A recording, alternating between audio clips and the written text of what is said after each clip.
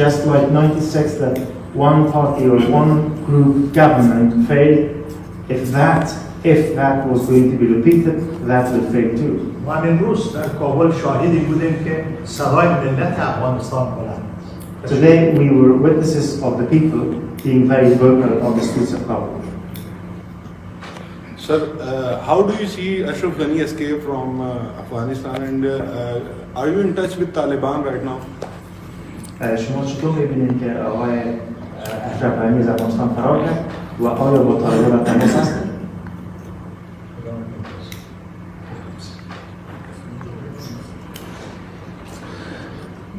بسم الله الرحمن الرحیم. مشخص بود که آقای اشرف غنی فرار می‌کند. این برای ما قابل فهم بود.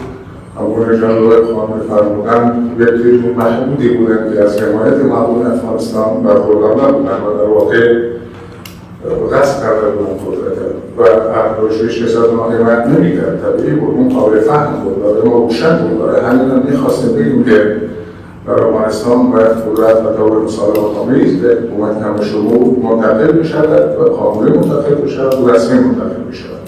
اگر ما نمی‌دانستیم که ایشان فرار می‌کنند می‌مانند و مورد حمایت کسی بحث تحقیق قدرت و ساختار و اصولی در بالا بود و ایشان نام کارشان اتاق کارنس است. من متوجه بود. It was quite clear from the onset that he was going to make a run for it, and that's why there were talks about having an inclusive government. There were talks about having a new structure. Had we known that he is not going to run away and stand, then there would have been no talks about formulation of a new government, an inclusive government, and all the rest of it. Yes. Any questions? Yes. There were allegations on the former President Ashraf Ghani that he also took huge amount of dollars with him, and the statement was issued by the Russian embassy. How would you respond to that? اتهاماتی وجود دارد که آقای غنی وقتی فرار کرد یک مقدار زیاد پولی را گرفت که به سایت روسیه اینجا موافقت کرد. دیدگاه شما چیز بگید؟ آقای محقق باز کن. البته غارت و چپاول اموال عمومی بودجه چی از درآمدهای داخلی ما یا چی از کمک‌های بهتری برای افغانستان میشد و یک چیزی نبود که به آقای غنی نسبت داده شد که اونا روز فرارشون رو بردن. بیشتر از او در یک سال به طرف عبارت سیستماتیک از طریق میدان هوایی با طیاره‌های بدون علامت اینا انتقال بشه. The looting of national wealth and the treasures of the public is not something new. This had happened in the past through airplanes landing in Kabul airport.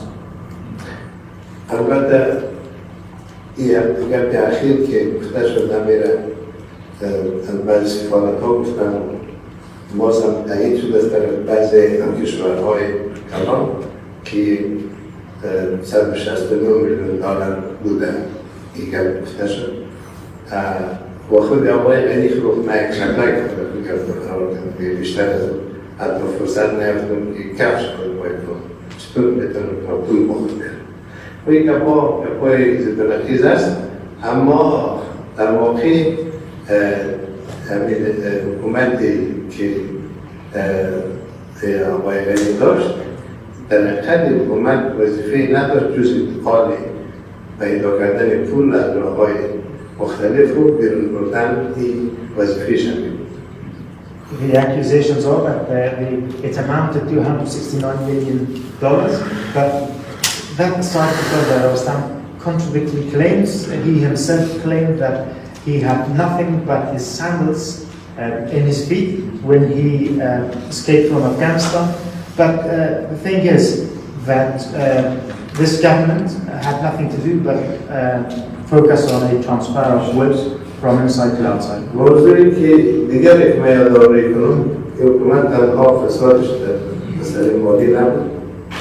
بزرگترین فسادش فساد تبعیض بود که همه اقوام افغانستان از حکومت ران بود، یک عمده خاص با خود داشت که یک میراث بدی گذاشت، یک فاصله اجتماعی را زیاد کرد.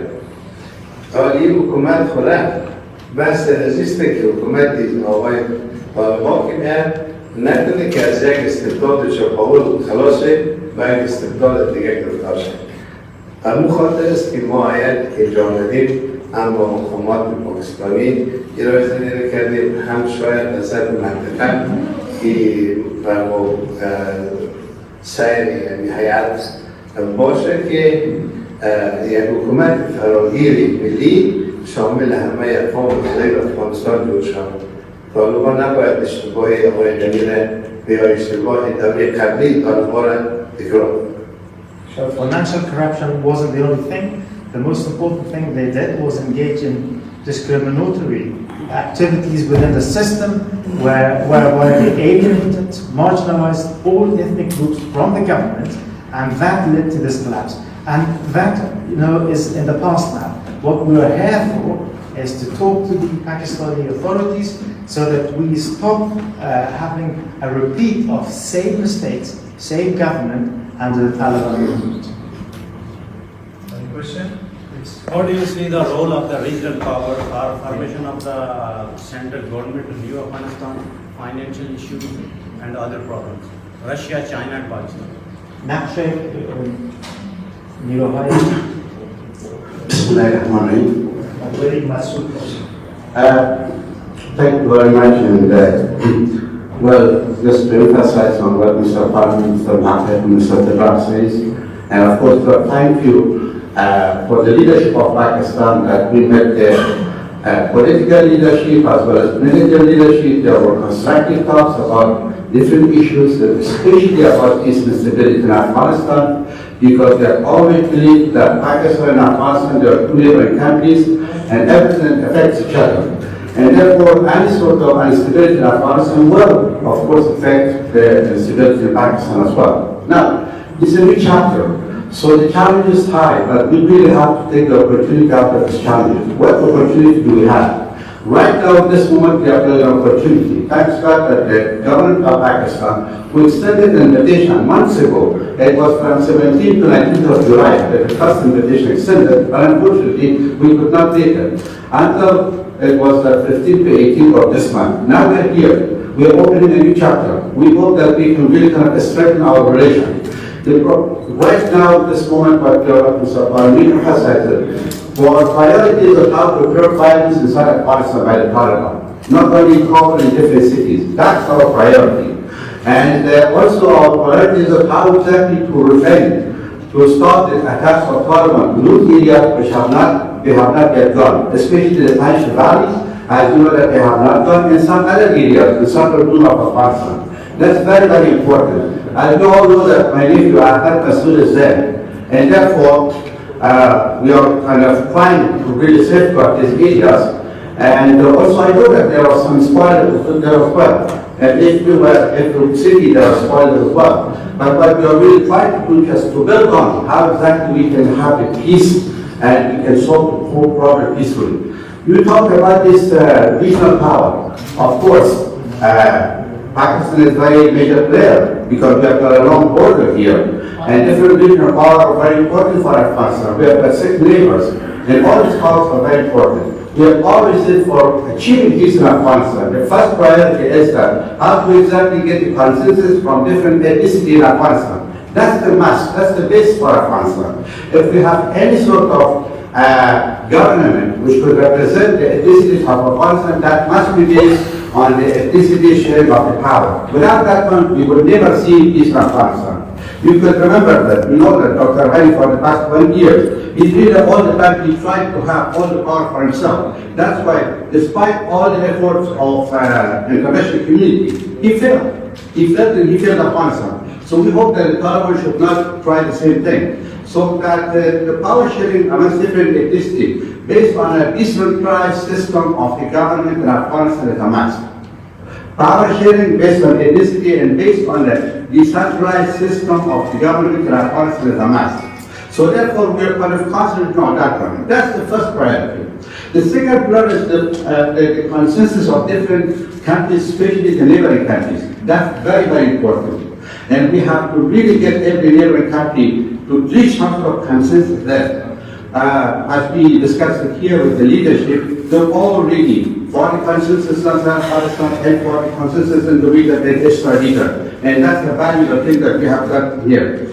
The last thing I really would like to do is, would like to say that the meeting, the delegation of the Afghan leaders who have come here, this is not all. The next sitting will be a larger delegation. So some leaders who could not make it, like Ustad Muhammad Noor, his young son is here, and of course, Surah Haji Ismail Khan, and Mr. Ismail Khan is a big leader in the West. Of course, Marshal Dostom is another leader, Mansour Naqvi is another leader, Mr. Sayaf is another leader. So hopefully, very soon we'll have a very big meeting of all the leaders.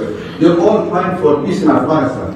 And hopefully that as we started from Pakistan, which is very prominent and playing very vital role for peace in Afghanistan, we can extend our trips and travel to different cities, to different countries, in order to really attract their backing and their support for the peace in Afghanistan. And that's very, very important. So of course, first inside Afghanistan, the consensus of the ethnicity is important. The second, the consensus of the regional power and extra regional power is a must for Afghanistan. Thank you. Yes.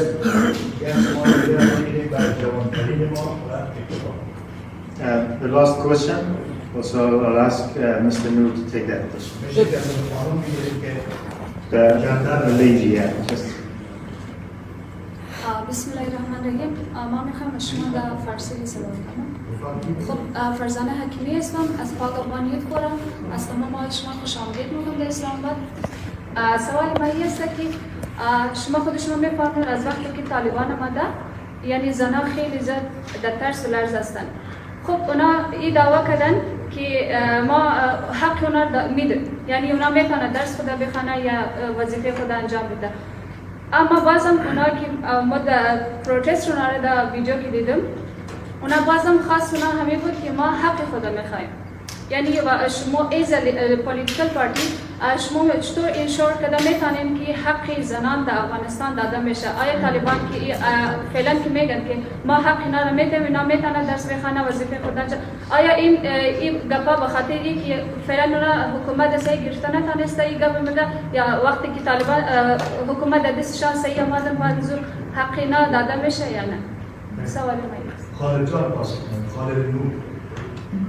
Thank you very much.